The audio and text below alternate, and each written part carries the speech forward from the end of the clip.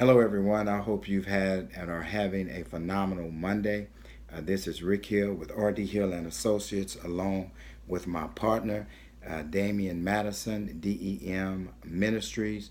And we have set aside each Monday to share insights, to share our thoughts regarding ministry and development and leadership, key subjects and key categories that we feel will enhance your life, that will have a positive impact in your life so that you might fulfill the goals that you desire to fulfill, that you might be not only informed but transformed by what we share in every aspect of your life, whether that be in ministry, in profession, in your career, with your family.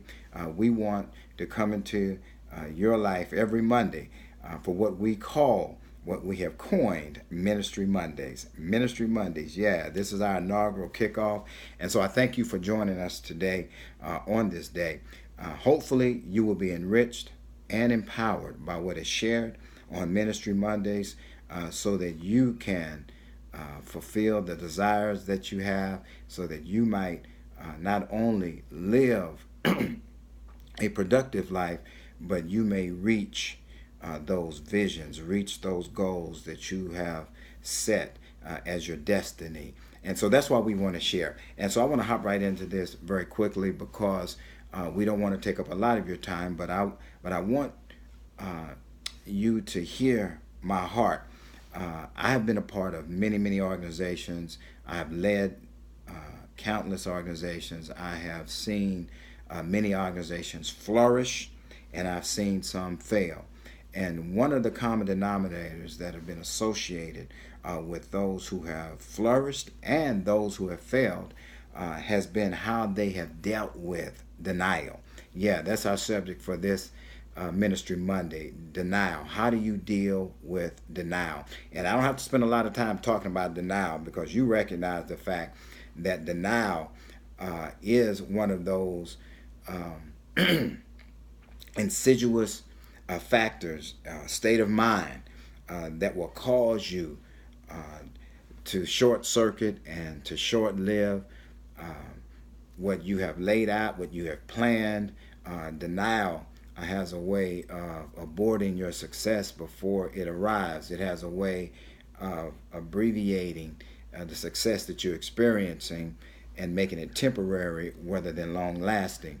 Denial, though you may not be able to see it, you can certainly sense it. It's like a cancer that is eating you up from the inside out. And before you know it, it will destroy the very fabric of who you are. It would destroy the very fabric of your organization. And so denial is one thing that especially leaders of organizations must be on guard for, because denial will tell you that the holes in the ship aren't that bad, that they don't require fixing, they don't require plugging. Denial, will tell you that you don't need to take time to rest and be restored, but that you can keep moving, that you can keep pressing, that you can keep going. Denial, just like cancer, can end up taking the very life from you. And so I want to talk about that subject of denial, and I want to talk about the two twin antidotes for denial, which are truth and transparency. Yeah, truth and transparency will destroy denial, because I have seen so many organizations who have